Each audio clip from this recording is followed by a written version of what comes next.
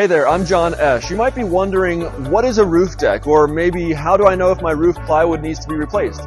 Maybe a roofer is telling you that your roof decking needs to be fastened or replaced and you're wanting a second opinion. I hope to answer these questions in this video, and we'll get into some of the costs involved as well.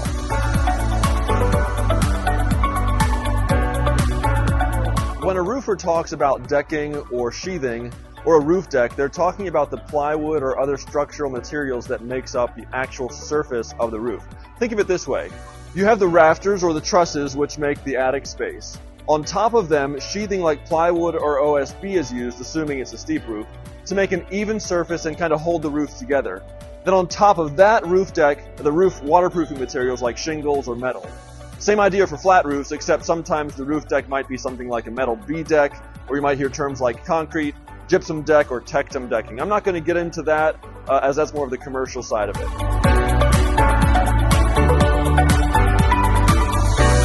Newer homes that are constructed mainly use plywood sheets, which look something like this. Or maybe it's OSB, which is an acronym for Oriented Strand Board, which looked like this. But if your home was built before the 1960s, the roof deck was probably created with the traditional lumber boards, which looks like this. Usually a 1 inch or 3/4 inch thickness. Some of the boards can have large gaps in between them, and that can cause issues when new shingles are installed. But if these boards have gaps between them, or if the gap is larger than 1/8 of an inch, some of the shingle nails will miss the board entirely when you're installing the shingles, likely resulting in shingles not being fastened properly. This will often lead to shingles flying off when it gets windy or sliding off. Roofs in these conditions need plywood or OSB decking to be added on top of the existing boards before a new shingle roof can be installed.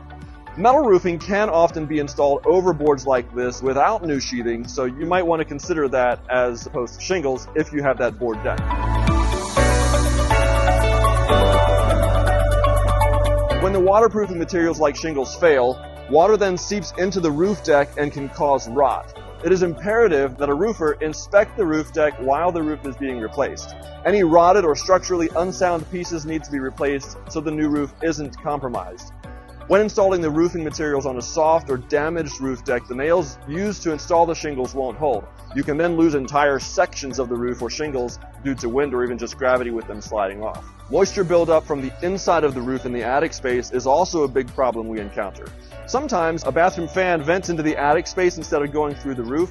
This results in all that hot, moist air collecting in the attic space and can quickly turn into rot or mold on the underside of the roof deck. Improper attic ventilation is also a common problem that results in warped or rotted sheeting. An attic should be designed to allow fresh air intake along the eaves or bottom part of the roof and exhaust out at the ridge with a ridge vent or a fan. This will take care of excessive heat during warm months and condensation problems in cold months.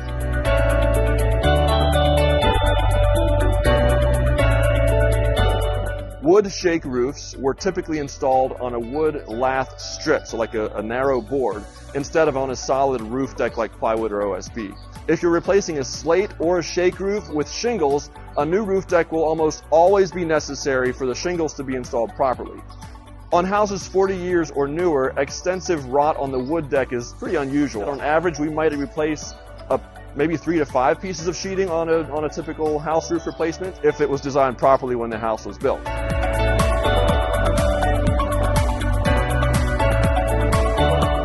That price can go up and down a bit depending on the cost of the materials, obviously, but you can expect to spend between $85 and $120 to have one 4x8 piece of sheathing replaced.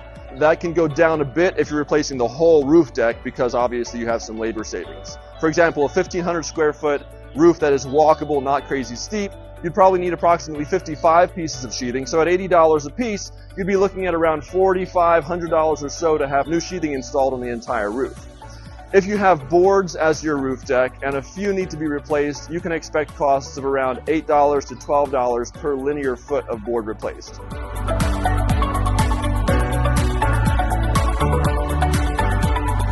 Cost-wise, OSB is generally a good bit cheaper than plywood. While plywood is a little stiffer than OSB, they're very similar in the amount of actual structural strength that they provide.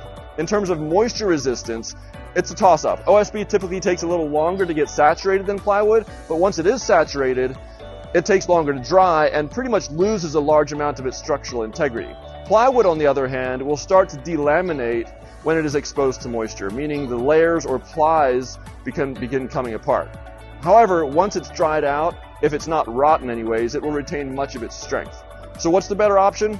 I like OSB, it's cheaper, it has similar strength, and if your roof is done correctly and the OSB doesn't get wet, which should be the case, you don't have to worry about it deteriorating over time.